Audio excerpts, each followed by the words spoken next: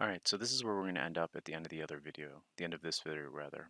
We're going to work on the back a little bit more, flesh out the shoulders and all that good stuff. So let's go ahead and open up the file that we had before. Here we are, we have our torso, our head. We're going to need to adjust a lot of these things, the neck and the back. Something else I'm going to be doing that's new in this video is I'm going to start using the hotkeys. So for example, with grab, if I just highlight over my grab brush, you can see it has a G there. We can also adjust or edit our hotkeys by going to Edit, Preferences here.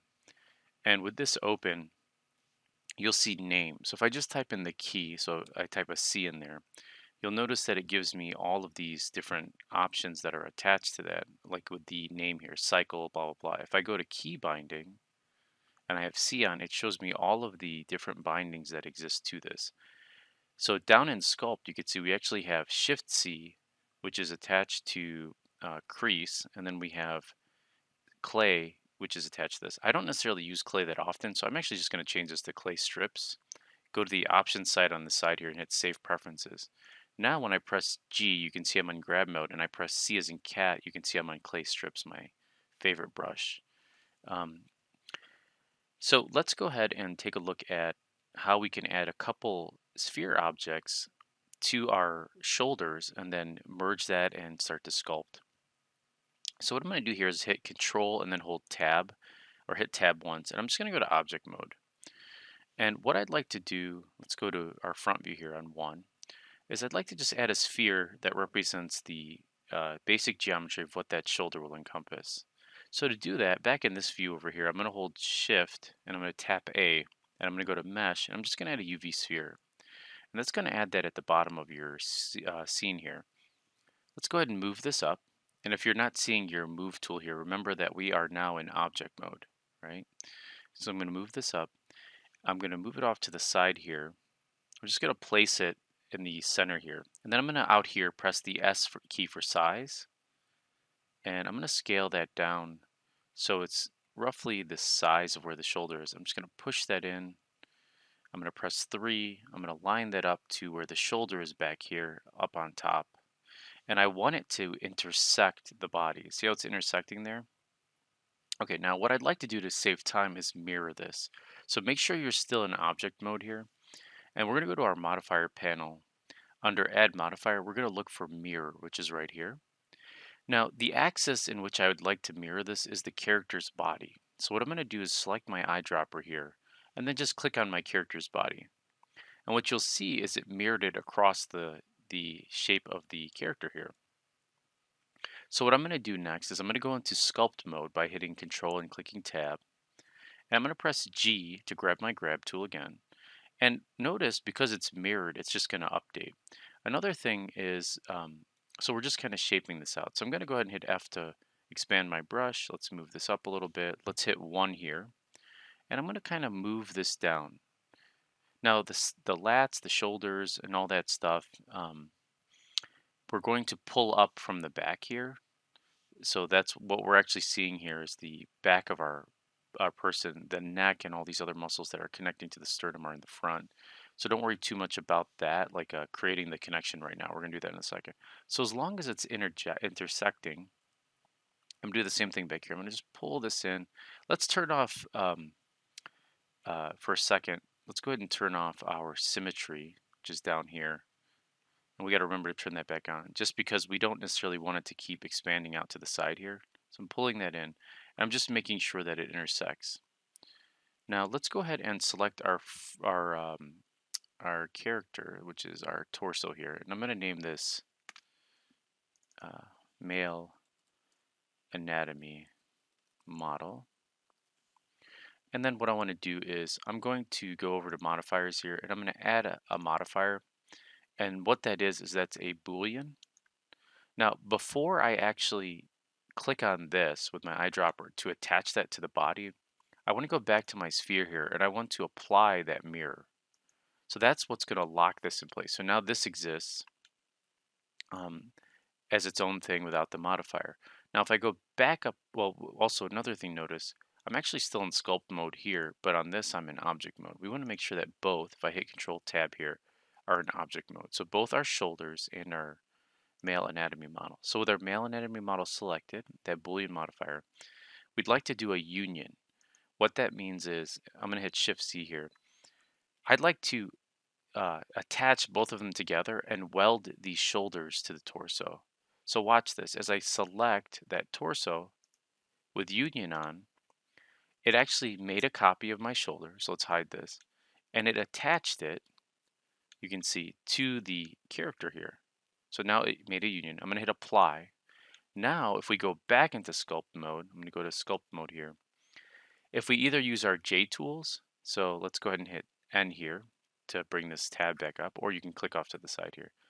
If I hit remesh, I'm going to go a little bit lower in detail, or a little bit higher in resolution, lower in detail. So that means it's shrinking the voxel size, which is the shape of those polygons. And I hit remesh. You can see now that it added it. And I'm not too worried about losing detail. I can always resculpt that in. We're really creating a generic character here. All right, so that looks pretty good. I'm going to pause it and save. All right, now what I'd like to do is in our front view is take a look at the muscles and how they wrap around. So our shoulder actually connects all the way up into our sternum, and our chest actually connects underneath our chest into our shoulder here. So our chest is actually going underneath, and our shoulder is coming up on our sternum, on our character. So let's go ahead and I'm going to hit N to hide this for a second.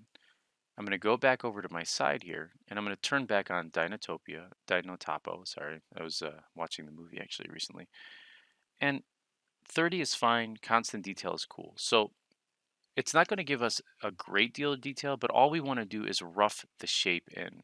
So for example, notice um, that our shoulder goes forward like a handlebar and it wraps up onto the top. So let's go ahead and add that since so much is depending on connecting our chest and our shoulder. So I'm going to press C, my newly created clay strips hotkey, and it's going to require me to do a little bit of both. So just to the center of the shoulder here, I'm going to hold shift, smooth that out so it gives me a little bit of the geo here, and I'm just going to create those handlebars I'm going to re-add in my two little nubs there. Now you might have noticed that I'm exaggerating a lot of these features. In a video game, your character might be this big. So it's okay to exaggerate some of those elements up to where your art director wants you to do, just because our character we want certain attributes, like if this is going to be a muscle bound guy, we want those attributes to show up within our world, right? We want our character to experience that, or our player to experience that rather. Notice how massive my neck is here. I'm going to press G, and I'm just going to do a little bit of shaping and sculpting at the same time. Now notice I messed something up. I forgot to turn my symmetry back on. So that's a good mistake to show on video, because we should both be that's something you should definitely look into or make sure that you're always doing, is double checking where you left off. So let's go ahead and turn the symmetry back on here. And I'm going to go ahead and press C, F to shrink my brush size. And let's just go ahead and add that back in like we were doing. And that's looking pretty good.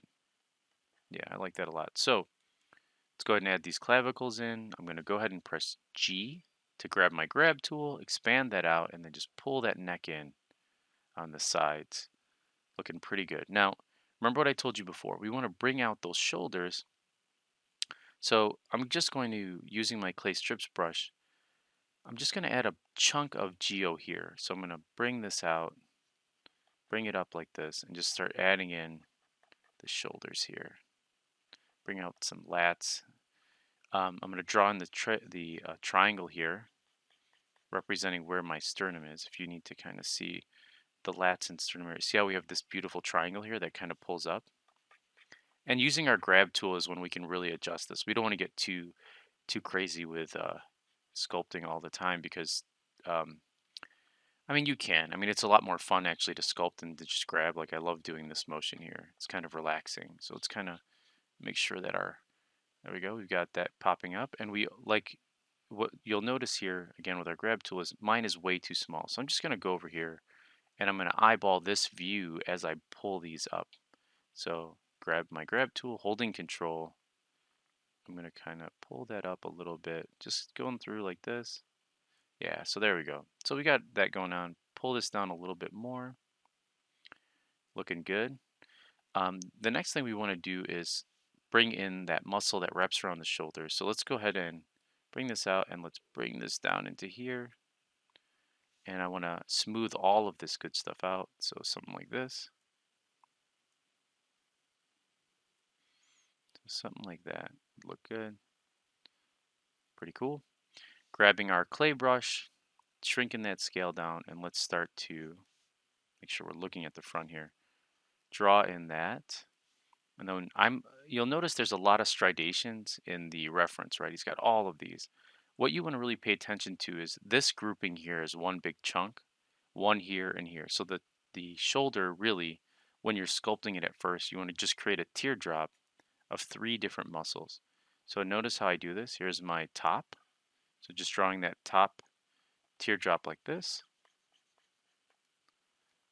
That front teardrop sort of gets formed just by them looking at each other. And actually what we can do is increase the strength of our, let's see, where's our strength? Here we go, up here, of our draw brush, and just let's hold control here, bring that scale down a little bit, and just so you can see that a lot better. Bring this into here. Same thing in here. We have our muscles actually go, our back muscles actually go into the shoulder. So let's see that. See that here?